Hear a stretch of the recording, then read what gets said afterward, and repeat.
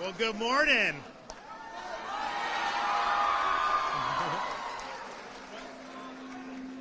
I see y'all ate your Wheaties this morning. Thank you. We appreciate that introduction.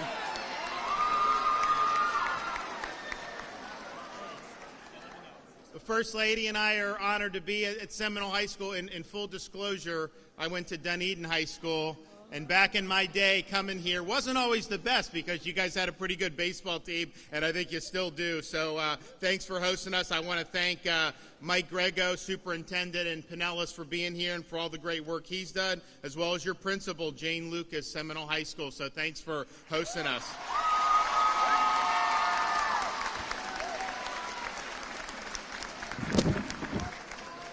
We've also got some other great folks who you'll be able to hear from, so I'll introduce them at the appropriate time. I saw a couple of representatives. I think I saw Chris Latvala and Linda Cheney. I don't know if Senator Roussan's here. I didn't see him, but if they are, welcome, and thank you guys for what you're doing. We're here to be able to announce a new initiative that the state of Florida is launching to help steer our youth away from substance abuse. We want people to live healthy and productive lives. So the Facts Your Future will be launching turnkey programs for middle and high school students that will be used by educators across Florida to empower our students with the knowledge they need to live drug-free lives and to empower their own future. I'm here and honored as always to be joined by my wife and Florida's great First Lady, Casey DeSantis. She's always fought for Florida's youth, and since stepping into the role as First Lady, she's reaffirmed her efforts to make sure that all young Floridians have the ability to thrive. And she's worked on things like resiliency and character development, maternal health, always been passionate about creating a society in which every Floridian has the opportunity to lead productive lives. The one thing, particularly people who are in middle and high school, the one thing that is the most frequent reason why people's lives get derailed and why they don't end up fulfilling their potential is because of substance abuse. Once children and young adults go down the rabbit hole of substance abuse, their lives become worse for themselves and their families, and we want people to be able to understand that and to be able to make the best decision possible. Now, the one good thing about Florida, according to the National Center for Drug Abuse Statistics, teenagers in Florida right now are about 5% less likely to have used drugs in the last month than the average American teen, but there's more work to be done to arm Florida's youth with the facts about the dangers of substance abuse and to dissuade them from making self-destructive decisions and wrecking their lives. And so the First Lady's worked very hard to put together a new way to address this. So here we're launching the Facts Your Future initiative. The Department of Health, in partnership with the Department of Education, is investing $5 million into this campaign to educate and provide students with the tools and knowledge to make the best decisions for themselves and for their futures. So the Facts Your Future will engage Florida's youth in the very important conversation about the long-term and often devastating effects of substance abuse, in which this initiative we're taking another step towards protecting and educating our children. Peers, parents, teachers, healthcare providers, and other authority figures in our kids' lives all have a role to play in fostering productive, impactful conversations about avoiding substance abuse. And that's why this initiative will start in schools, a place where our kids spend so much of their time, and will provide schools with the framework to put on innovative assemblies tailored to engage today's students. So I want to again thank the First Lady for all her work on this program. And because of her efforts, I'm confident that more of Florida's youth will be instilled with the knowledge and confidence to live healthy, productive, and drug-free lives. And with that, I would like to call up the First Lady of Florida, Casey DeSantis.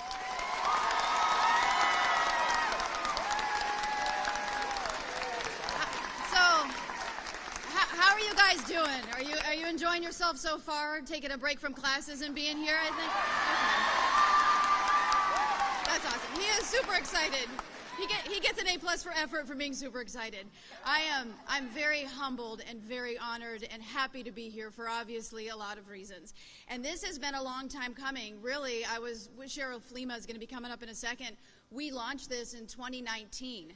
And looking back on that, I was pregnant with our third child at the time, and now she's almost 20 months. And I have a almost 5-year-old who you might notice will start dancing more and more the longer this press conference goes on. And then we've also got a 3-year-old. But this is really very special to be putting $5 million into a curriculum and a public messaging campaign that someday my children are going to see and you guys are going to see. And hopefully it will empower you with the facts to be able to make good decisions in life. So you'll be able to see, some people say it's just say no, but here's why. Empowering you with the ability to make the right decisions. And like I said, it really boils down into two main components. One is a public messaging campaign, and I'm excited because the people who put together Tobacco Free Florida are going to be putting together this. And if you've ever seen their ads on TV, they're very compelling, and they almost empower you again to make the right decisions.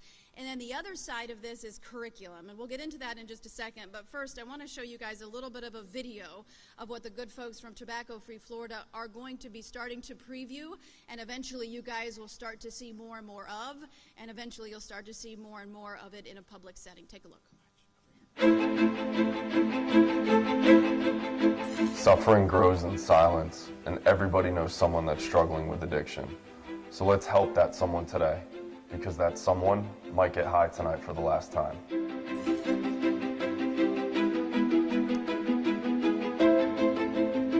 Unfortunately, a lot of these low-end or gateway drugs are leading to serious issues, not only at home, but at school, and then eventually they end up, in the custody of law enforcement.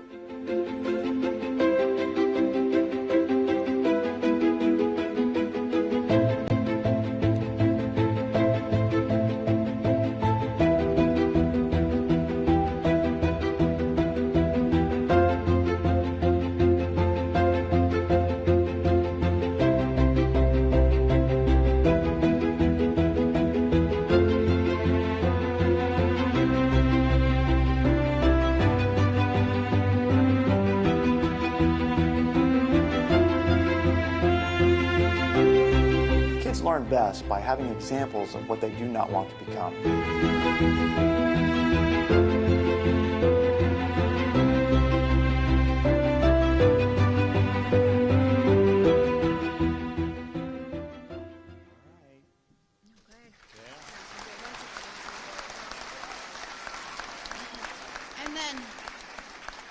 So the other part of this is going to be, and we'll talk about, is curriculum that are going to be provided to the school districts, obviously free of charge. And the most important thing is the context and perspective that it's going to give you as students to be able to make the right decisions. So you're going to hear from parents who have lost loved ones, unfortunately, to substance abuse.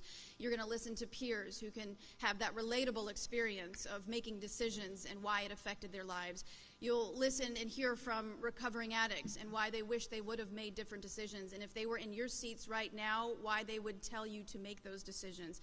The law enforcement component of it too, because at the end of the day, there are ramifications to using drugs, and there's a component to it that law enforcement can bring into the conversation, and then the medical side, which is the empowering side. So when you see a picture of somebody who used meth versus somebody who doesn't, you can see drastic differences in their physical appearance, and then you can make the decision and say, listen, it's not the right thing to do, and here's why. And here's things like high levels of THC, what that does to a developing brain, and what that can do to you later in life, and why you want to make, again, the right decision. So again, so happy to be here, and so excited for this $5 million investment, and thank you guys for taking the time to come here today. It means a lot. Thank you.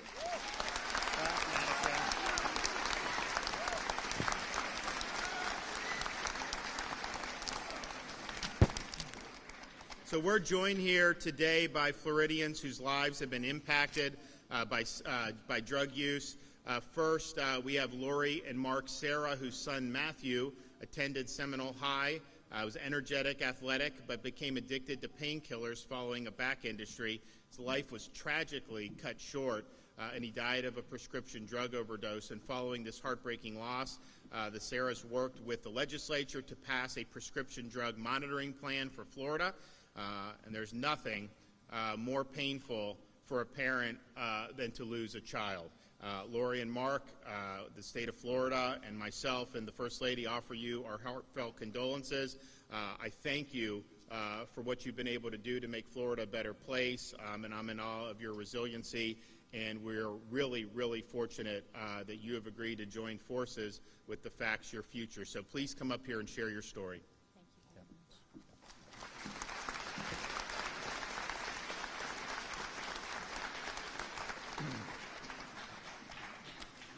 Thank you, Governor, Mrs. DeSantis, and Dr. Grego for valuing our students. Being here brings back a flood of memories for us. My wife and I shared a blended family. 3 of our 6 children graduated from Seminole High School.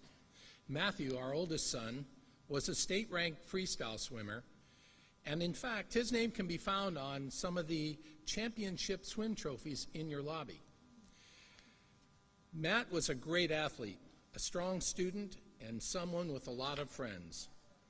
After high school, Matt went to Virginia Military Institute, where he was captain of the college swim team. He graduated from VMI and aspired to go on to law school to become an international trial attorney. But students, Matt made some personal choices starting when he was in middle school and high school that changed his life and the life of our entire family forever. Matt started down a path, first with recreational marijuana and alcohol, and then in his 20s, when he was clean and sober, he told us that he smoked weed for the first time at 13 to relax, celebrate a victory, or chill out after a tough competition. Later, alcohol was added to the mix. And then during his senior year of high school, Matt suffered a back injury and was given pain pills by his doctor. Bottom line is, over the years, what started with occasional drug and alcohol use turned into full-blown addiction and dependency on drugs. When I look at you, I think of Matt, because he sat right here. Matt never thought that he was going to be an addict. It was just once in a while. He'd tell us that he had control of the drugs. His friends had his back. But the reality was the drugs grew to control Matthew. Everything that he said and did was controlled by the drug use. What started at the age of 13 with weed and alcohol ended at the age of 28 with pills and other illicit drugs. Matt will never celebrate another birthday or a Christmas with our family. He's never going to meet his nieces and his nephew. His entire life changed with his choice to use drugs. Since Matt's death, we've worked with the Florida legislators, and later we established NOPA Pinellas and Matthew's memory to educate students and our community. To date, our NOPE team has spoken to over 250,000 middle and high school students here in Pinellas. We've learned through our journey the importance of educating students on what the drugs are and the consequences of their use. And in the end, students, the choices that you make now and in the years ahead regarding whether or not you're going to use will impact your entire life. Last, we've learned addiction impacts not only the individual, but the entire family, their work, and our community. What does an addict look like today? It can look like you as a teenager, can look like a family member in your home, your neighbor, the guy who works at the store, the elderly lady that you pass on the sidewalk. Addiction impacts all of us. We thank you, Governor and Mrs. DeSantis, legislators, and educators for taking this big step in educating students about the deadly drugs that plague our Florida cities, our entire state, and our nation. This drug awareness initiative to educate our students gives hope for our future. Thank you.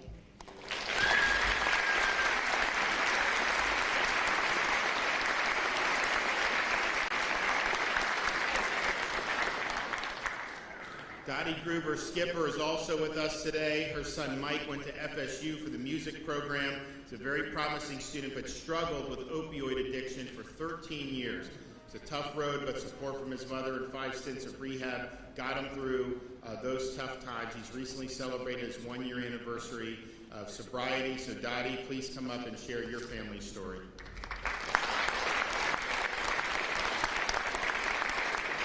Thank you, Governor. And first, First Lady, for what you're doing. It is so important to raise awareness. Addiction most often begins with the hope that something out there can instantly fill up an emptiness inside. My son's journey, or rather our family's journey, began in his first semester of college. Mike had received a music scholarship to FSU for his talent in classical guitar.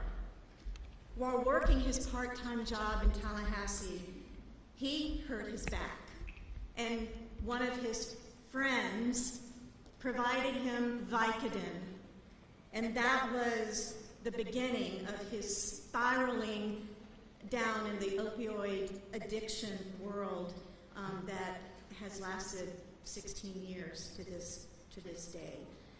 There are no words, only tears for the pain a parent feels when they have an addicted child, no matter what their child's age is. You taught them to look both ways before crossing the street. You made sure they wore their helmet and buckled their seatbelt. You checked under their bed for monsters, but you never dreamed that the scariest monster would be living inside your child. Once upon a time, as a parent, you can fix it all, but now you can't. You feel lonely and disconnected from everyone, and you are so, so sad. Only you don't tell anyone. You don't want friends feeling sorry for you or judging you. Instead, you suck it up, put on your brave face, and carry on. This monster, called addiction, consumes your child. Now you feel the monster will kill your child. And you wonder, how does one go about slaying a monster that dwells inside your child? First and foremost, my message is mostly to parents today. Stop beating yourself up. You didn't cause this disease. It is a disease, and there is so much to learn. It's important to reach out for help. Learn how to love your child without enabling their illness. Find safe people in your life who have walked in your shoes and can provide you with the emotional support. And one of the hardest things parents will ever have to do is to let go. Not letting go of your child, but of their illness. Let go of the urge to fix, control, and rescue them. It took me years to realize I was an enabler. And once I fixed that in myself, some things began to happen for the good.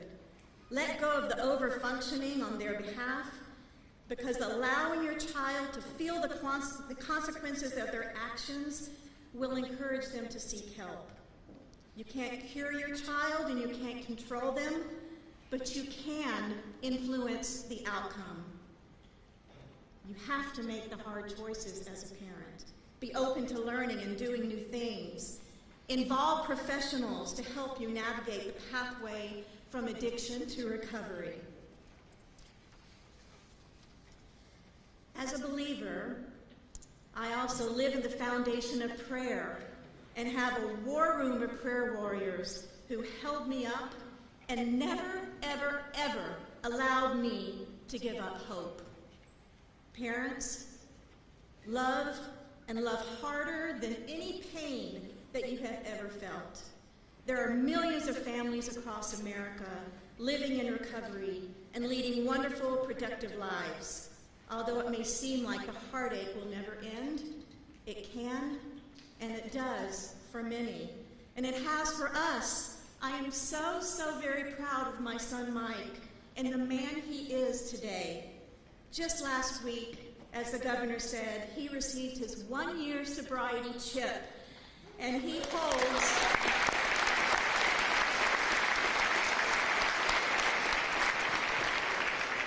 a full-time job and is thriving, giving back to others with his musical talent that God gave him. giving back to others who are doing their best to slay the monster. And Mike is so proud that I'm representing him today, and he asked me to please let you know, students, especially those who are on the verge of graduating and going off to school and maybe not have your parents hovering over you.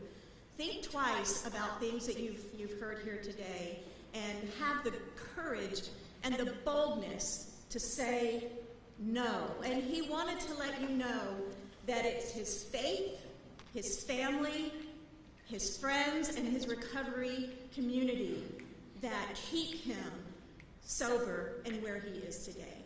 So thank you so much.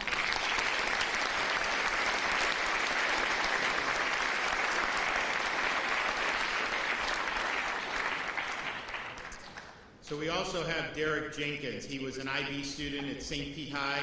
When he was caught with marijuana on campus, he was disciplined, moved to another school, got mixed up with the wrong crowd. In 2013, he was driving his motorcycle while drunk. He crashed. He lost both of his eyes and severely damaged his brain in the crash. So he's going to come up and tell his story. Derek?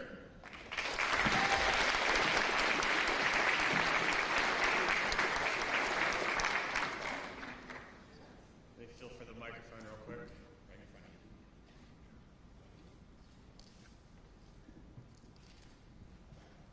you. There we go. Thank you. Can everyone hear me? All right. Thank you for having me today. And this program that we're all just told about, I think it's an incredible opportunity to really learn about not just substance abuse, but unfortunately the consequences of those substances and how it can affect not just my life, but my family's life, my friends' lives, everyone around me, the community as a whole. Back in 2013, I made the very bad decision to drink and drive. I was on my motorcycle a month after my 21st birthday. At this point in my life, the world was mine. I was on a good path. I was accepted into the IB program at St. Pete High School, graduated class 2011, not through the IB program, got caught up in the wrong crowd, growing up, as kids do, but on that same note, kind of continue to not live recklessly, but make reckless decisions. November 5th of 2013, I made the decision. I don't remember. I remember barely any of the year 2013, but it is a day I will never forget. I ran into a construction truck on my motorcycle after drinking and driving, leaving a car show.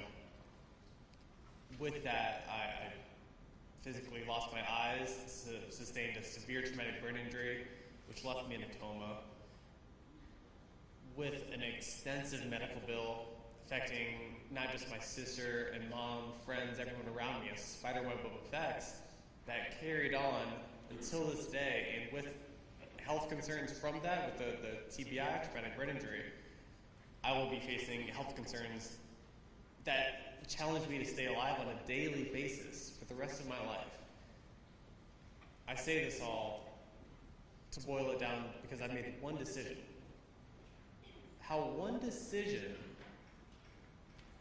will impact the rest of my life. I refuse to let it label the rest of my life, but anyone who tells you it wouldn't make you think, what if I had an opportunity or a lesson, a program that could have shown me, made me listen one way or another.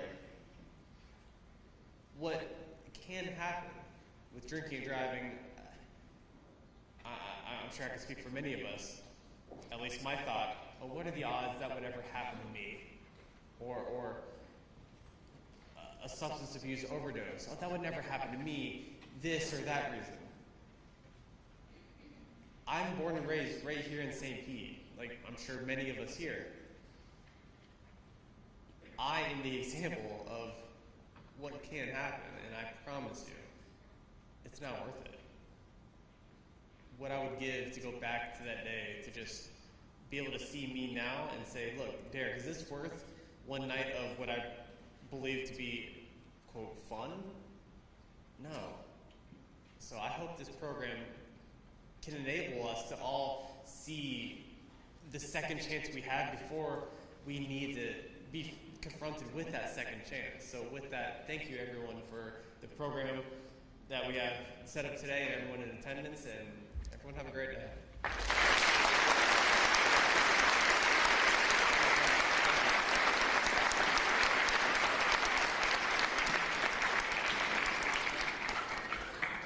Okay, I'd also, it's my honor to introduce our Surgeon General for the state of Florida, Dr. Joe Ladapo.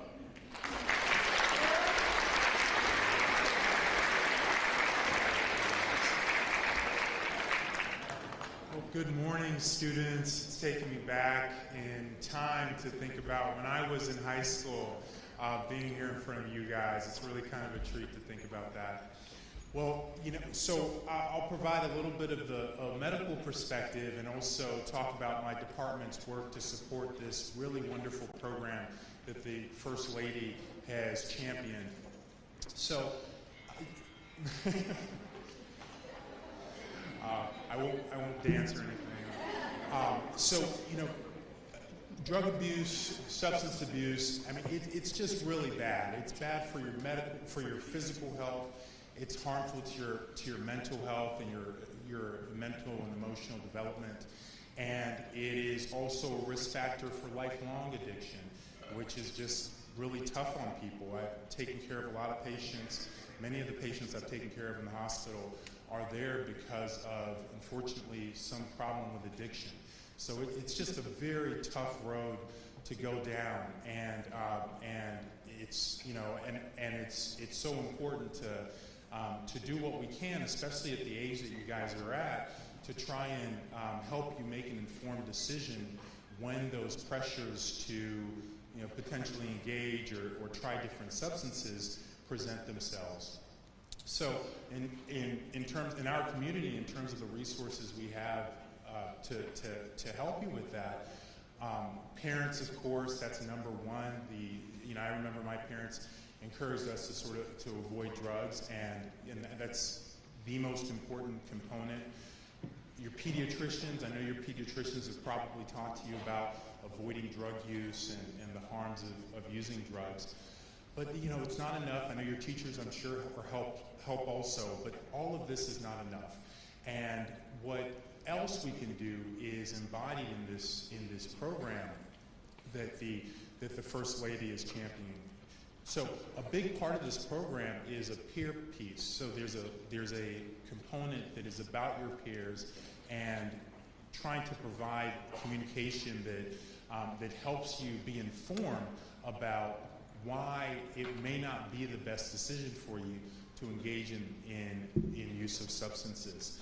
And as I said, as the head of the Department of Health and as part of the Department of Health, we are really extremely excited and honored and supportive of the First Lady, Casey DeSantis, in helping provide resources to schools to support this program. I think that's all I wanted to say. So good luck to you guys, and seriously, yeah.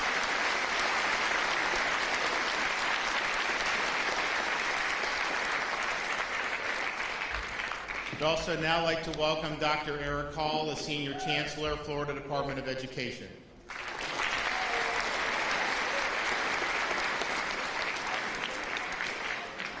Good morning. I heard him in Seminole High. All right, I'm just checking. I want to make sure I was in the right place. So I just want to start by saying this. I want to thank the governor and the First Lady for your leadership in this initiative. I would tell you, as someone who started my career as a teacher, I've been a school administrator, and I've dedicated my career to working in support of schools and students all across the state. But I also want to bring this perspective up as a parent. I have a 16-year-old and a 12-year-old. Choices are a part of everything that goes on every single day in your life. And I would tell you, as a parent, the testimonies, the stories that have been shared, it's inspiring to see your resiliency. And I've heard that term used earlier, Governor, so thank you for that. But these are important conversations because as parents, we love our kids. As educators, as administrators, we care about our students. We want to make sure that you're successful and do the things that are going to empower you for the future and the things that you can do not only for your dreams and your goals, but for the goals and dreams of your families for you. So really thinking about the choices and being able to leverage these resources and tools that help you to understand the facts, the real facts about the choices that you make. Not the opinions of others, not the influence, not the things that are going to potentially put you on a path of danger, a path of not achieving your goals, and not really reaching your full potential. You know, at the department, we are grateful for this effort. We are looking forward to bringing these resources into our schools all across the state and partnering with the Department of Health so that we can support great content, great resources, so that you, your peers, know the facts to empower your future. You know, hopefully as you're confronting choices on a regular basis, understand the resources that are available. I would tell you, as someone who's married to a school social worker, know the team members that are in your school. Empower your peers when you're being faced with tough choices. Know that you have counselors here at the school. You have teachers that can help connect you to the supports that you need. That's part of being a school community. So collectively, as we go forward and we bring these resources into our schools all across this state, we're going to share a message that is, again, it's grounded on facts. It's about empowering you for your future so that you can achieve those goals and dreams for you and your families, and like I said earlier, reach your full potential. So thank you again for your leadership, and I look forward to the great efforts ahead.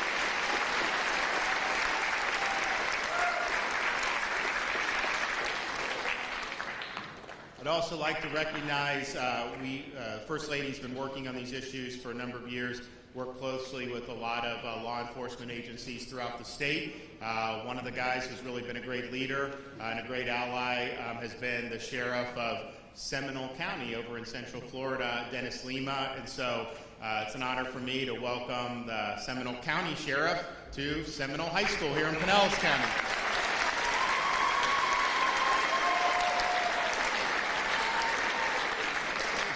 Thank you so much for having us, Governor, and thank you for your leadership. I've had the opportunity to work with the Governor and the First Lady, and I'm kind of representing three kind of groups here this morning. One is the Florida sheriffs across the state will kind of believe in the concept and the partnership that we've had that has been extremely unique here with Governor DeSantis and First Lady DeSantis. Second is I had a conversation with Sheriff Bob Galtieri, your sheriff here in Pinellas County, who would normally be here, but he had a scheduling conflict, but I had a conversation with him.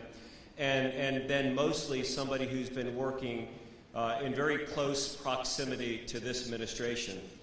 Governor DeSantis recognized early on that overdose was a crisis in our state, and put together a statewide opioid task force by executive order, and that work of that group has done just a remarkable job. And First Lady Casey DeSantis, when I first met her, I was so inspired by her drive, her passion, her willingness to dig in, and I tell you, we could not have a better ambassador for all of the vulnerable populations, whether it's our youth, whether it's people suffering from substance use disorder or mental health. Every time that I talk with you, First Lady, it makes me want to be a better sheriff, a better father, and a better citizen. So thank you for your leadership.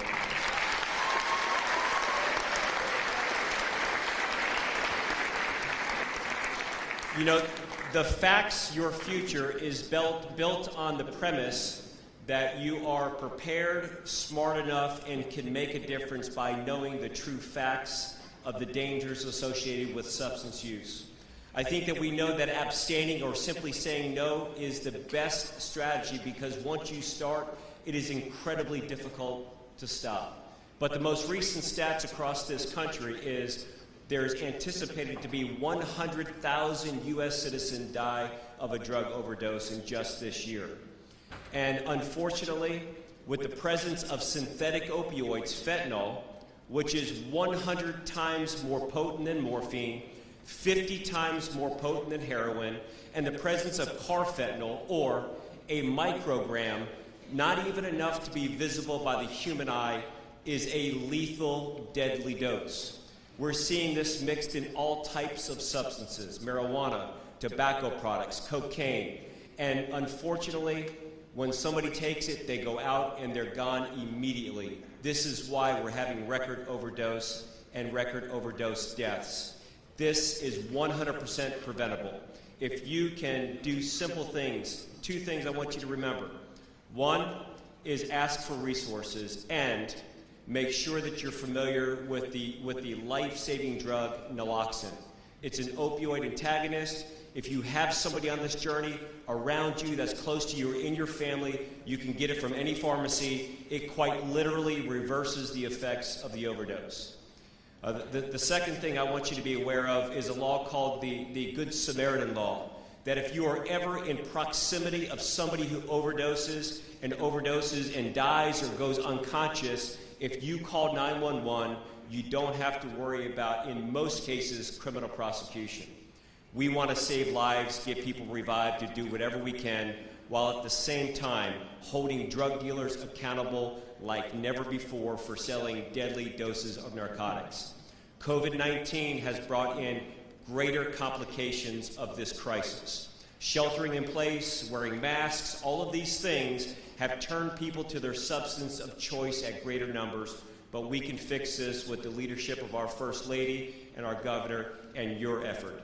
Thank you so much for being here, and thank you for allowing me to share a little bit.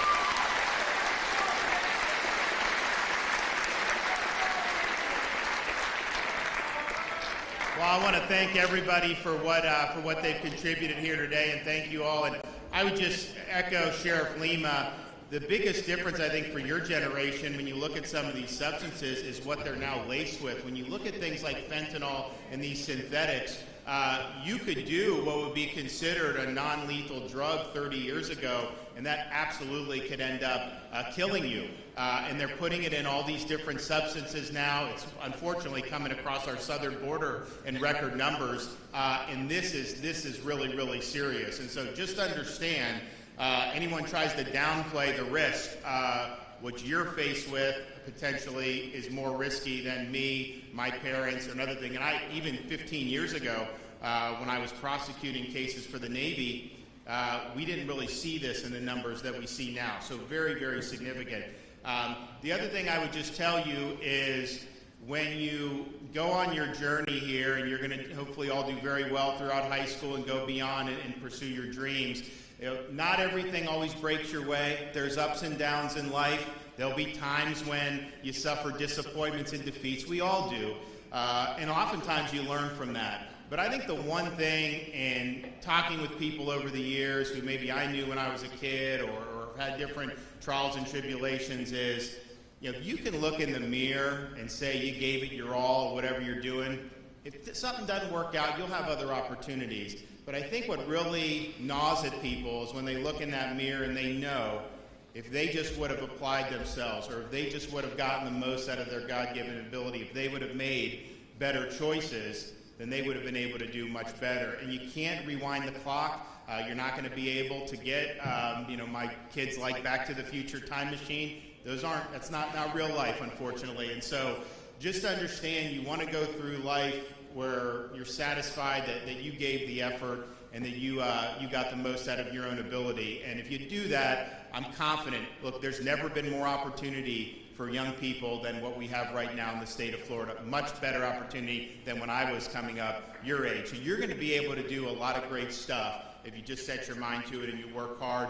And then the final thing I will say is, I have a proposal outstanding. We're going to put it in front of the legislature in January. And if we are successful for that, this school year will be the last year for the FSA in the state of Florida. So thank you, guys.